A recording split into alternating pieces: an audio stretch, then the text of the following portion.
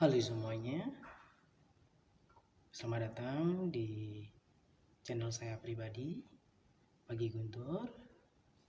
Perkenalkan, nama saya Pagi Guntur, dan kali ini kita akan membahas kenapa setiap orang punya cerita. Sebenarnya, ketika kita melihat secara bahasa sastra, setiap manusia itu ibarat sebuah buku, dan setiap harinya adalah lembar-lembar perjalanannya. Dan selalu cerita-cerita itu akan dituliskan di dalam lembar-lembar tersebut. Tentu saja akan ada banyak cerita antara orang yang sadar dengan yang tidak sadar. Mungkin Anda tidak sadar, gitu ya, mungkin Anda punya cerita. Namun bisa jadi diri Anda ini tidak punya cerita juga. Tergantung ya. Sering kita mendengar bahwa kita adalah seorang karakter utama atau main karakter dari sebuah cerita. Jawabannya iya.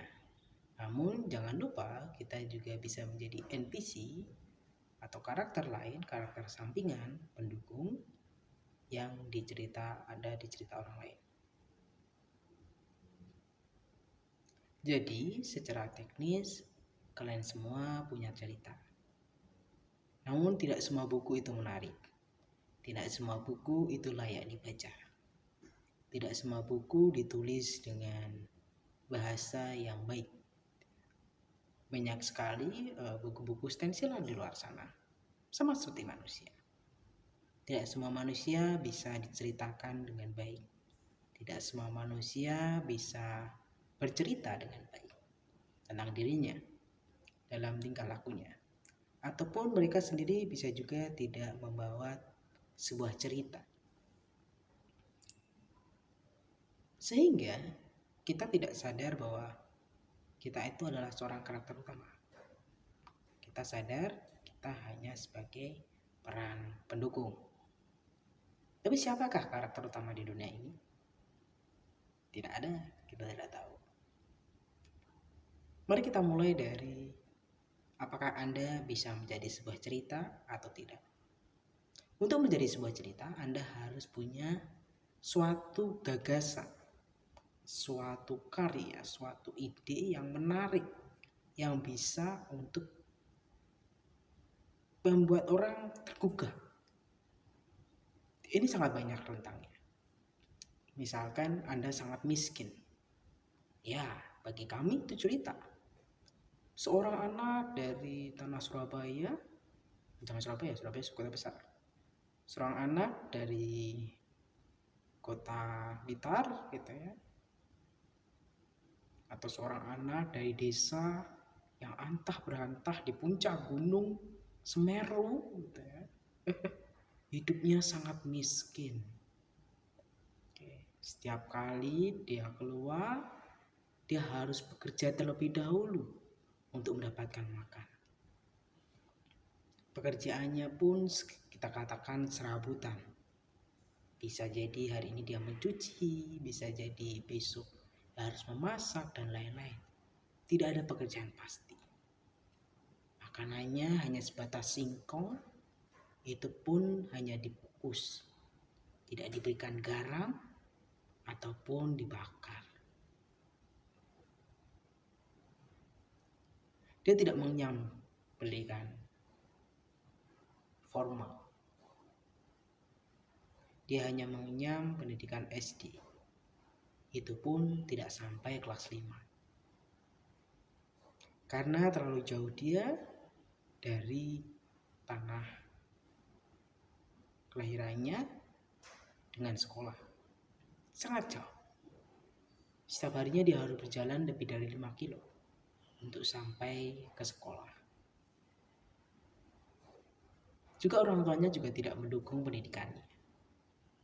Kata mereka lebih baik bercocok tanam dibandingkan ikut sekolah. 12 jam, 8 jam di sana hanya untuk belajar yang tidak mengenyangkan perut mereka. Begitu katanya. Itu adalah contoh gimana kamu miskin menjadi cerita. Bisa juga kamu melakukan sebuah kegiatan relawan. Misalkan cerita tentang Putri Diana. Putri Diana pernah melakukan berbagai macam kegiatan yayasan dan pernah ke Indonesia juga dan pernah berbagi sehingga dia sebagai Princess Diana walaupun dia bukan dari golongan bangsawan pada waktu itu. Atau misalkan R.A. Kartini, perempuan cerdik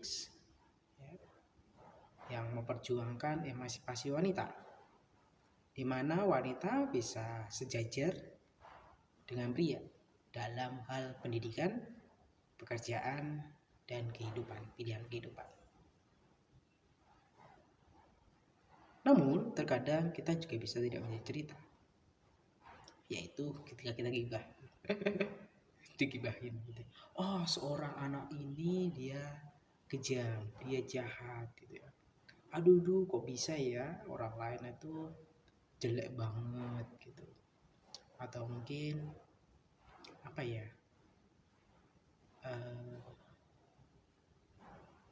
Oh, dia ini orangnya kalah nih di dalam sebuah cerita. Itulah kenapa setiap orang punya cerita. Namun, banyak berbagai cerita yang tidak dapat untuk diceritakan. Seperti tadi gibah gitu ya. Itu sebenarnya tidak bisa menjadi sebuah cerita yang bisa kita bagikan. Tapi ketika kita bercerita dengan perjalanan kita, melakukan kegiatan sosial, melakukan pekerjaan, itu bisa menjadi sebuah cerita. Dan untuk menjadi sebuah cerita yang baik, maka penting menjadi seorang storyteller atau seorang pencerita. Dalam hal ini bisa juga modal omong, ya, seperti yang saya lakukan ini, sama ngobrol gitu ya. Bisa juga dengan perilakunya. Misalkan siapa ya contohnya? Raden Ajeng Kartini, R.A. Kartini. Dia bercerita melalui perilakunya. Atau Kiai Haji Agus Salim, dia bercerita melalui perilakunya. Tidak bercerita melalui ucapannya, dia tidak menulis buku gitu maksudnya. Ya, Raden Ajeng Kartini menulis buku, tapi itu menulis gagasannya. Dan itulah yang bisa menjadi cerita. Gagasannya itu tadi. Tapi dia tidak menulis biografinya dia. Dia tidak menulis cerita tentang dirinya yang dia bagus-baguskan dan sebagainya. Sehingga dia bisa menjadi cerita yang hidup. Nah, itu tadi juga. Setiap orang memang punya cerita. Dan cerita itu harus hidup. Sekarang gimana cara kita bikin cerita? Iya, bekerjalah dengan baik. Bekerjalah dengan penuh kesadaran. Karena dengan begitu, kamu bisa menjadi sebuah cerita. Selamat datang di dunia para pencerita. Selamat sudah menjadi cerita. Mungkin bukan cerita yang baik, karena mungkin Anda merasa diri Anda tidak berguna di dunia ini, merasa diri Anda sia. Tapi kita bisa lihat ke tempat yang lain, mungkin Anda akan melihat beruntung.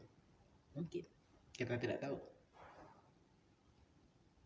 Karena cerita itu tidak selalu bagus, teman-teman.